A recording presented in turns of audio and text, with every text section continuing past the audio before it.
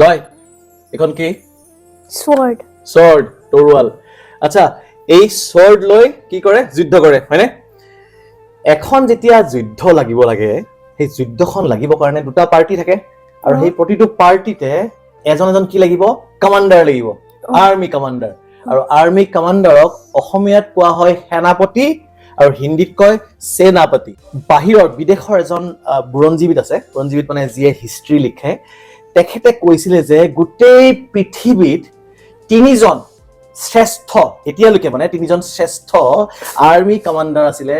তাৰে ভিতৰত এজন আছিলে ছত্ৰপতি শিৱাজী মহাৰাজ দুই নম্বৰজন আছিলে নেপোলিয়ন বনাপাৰ্ট এই দুইজনৰ নামটো পৃথিৱীৰ সকলো মানুহে শুনিছে চাগে মানুহে শুনিছে চাগে আৰু তিন নম্বৰজন হৈছে চিলাৰায় এই চিলাৰায় চিলাৰায় নামটো ফাৰ্ষ্ট টাইম শুনিছা ন এই চিলাৰায় নামৰ সেই আৰ্মি কমান্ডাৰজন আছিলে আমাৰ অসমৰ এটা সৰু কাহিনী কম সৰু কাহিনী মানে তেখেতৰ বিষয়ে অলপমান কম হা নামটো তেখেতৰ আচলতে চিলাৰায় নহয় কিয় চিলাৰায় হ'ল সেইটো মই কৈ দিম ঠিক আছে বহুত বছৰৰ আগতে অসমৰ পশ্চিম ফালে এখন সাম্ৰাজ্য আছিলে এজন ৰজা আছিলে ৰজাজনৰ নাম আছিলে বিশ্বসিংহ ঠিক আছে সেই ৰজাজনৰ প্ৰথম সন্তানজনৰ নাম আছিলে নৰনাৰায়ণ যেতিয়া ৰজা ঢুকালে এই নৰনাৰায়ণজন ফাৰ্ষ্ট চাইল্ডটো তেখেত ৰজা হ'ল আৰু তৃতীয় সন্তানজন আছিলে তেখেতৰ নাম আছিলে শুক্লধ্বজ পূৰ্ণিমা ৰাতি জন্ম হৈছিল কাৰণে শুক্লধ্বজ শুক্ল মানে বগা হবা শুক্লধ্বজ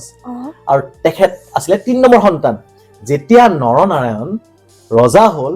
এই ৩ নম্বৰ সন্তান অৰ্থাৎ নৰনাৰায়ণে ভাবিলে যে মোৰ যিটো ৩ নম্বৰ ভাইটি আছে ই বহুত পৰাক্ৰমী বহুত বীৰ হয় বহুত বঢ়িয়া ফাইট কৰে মই তাক বনাই দিওঁ সেনাপতি বনাই দিলে সেনাপতি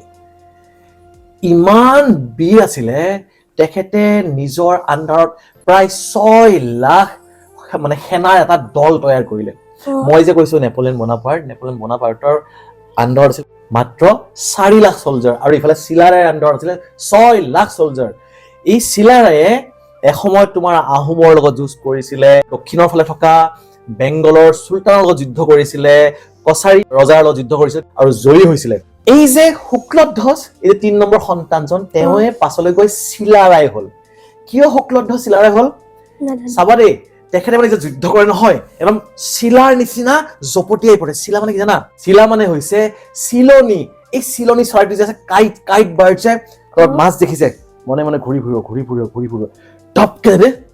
মাছটোক লৈ উঠাই আহে হয়নে চিলনি আৰু সেই চিলনিৰ পৰাই চিলনি নিচিনা জপটিয়াই লৈ আহে শত্ৰু বধ কৰে সেইকাৰণে তেখেতৰ নাম পাছলৈ হ'ল চিলাৰায় বুজি পালা এই চিলাৰায়ে পাছলৈ বহুত ভাল কাম কৰিছে শ্ৰীমন্ত শংকৰদেৱে যেতিয়া অসমত ধৰ্ম প্ৰচাৰ কৰি আছিলে সকলো মানুহ সমান বুলি কৈছিলে তয়ো সমান ময়ো সমান তুমিও সমান আমি গোটেই সকলো মানুহ সমান এনেকৈ এটা ধৰ্ম প্ৰচাৰ কৰিছিলে তেখেতৰ বিৰুদ্ধে বহুত মানুহে প্ৰতিবাদ কৰিছিলে কিন্তু এই চিলাৰায় নামৰ যোদ্ধাজনে শ্ৰীমন্ত শংকৰদেৱক বহুখিনি প্ৰটেকশ্যন দিছিলে আৰু তেখেতৰ বাবে এই শ্ৰীমন্ত শংকৰদেৱে নিজৰ ধৰ্ম প্ৰচাৰ কৰাত বহুতখিনি সহায় হৈছিলে আৰু বেংগলৰ সুলতানে আহি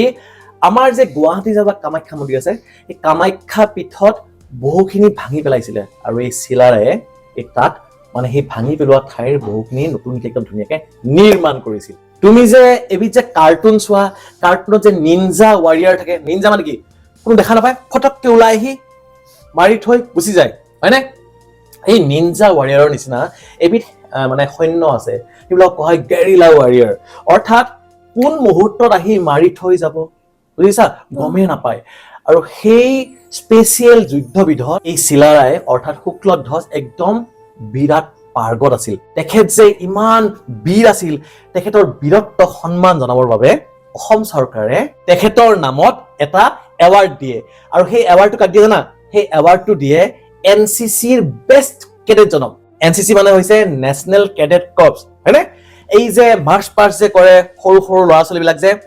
তেখেতলোকৰ ভিতৰত মানে অসমৰ যিমান এনচিচি কেডেট আছে তাৰ ভিতৰত যিজন বেষ্ট কেডেট তেখেতক সন্মান জনোৱা হয় এই বীৰ চিলাৰায় বঁটাৰে খুব ভাল লগা কথা হয়নে এনেধৰণৰ বীৰত্বৰ কাহিনীবিলাক স্পেচিয়েলি অসম তথা অসমৰ মাটিৰ লগত জড়িত বীৰসকলৰ কাহিনীবিলাক আপোনালোকে আপোনালোকৰ ঘৰৰ ল'ৰা ছোৱালীবিলাকক আপোনালোকৰ সন্তানবিলাকক সৰু সৰু ভাইটি ভণ্টিসকলক জনাওক আপোনালোকে এইটো ভিডিঅ' আজি বা কালি বা পৰহি যেতিয়া আপুনি সময় পায় অলপ সময় উলিয়াই আপোনাৰ সন্তানটো বা আপোনাৰ ঘৰত থকা সৰু সৰু ল'ৰা ছোৱালীবিলাকক এবাৰ দেখাওক আকৌ লগ পাম নেক্সট ভিডিঅ'ত আমি কি বুলি ক'ম জয় হিন্দ জয় হিন্দ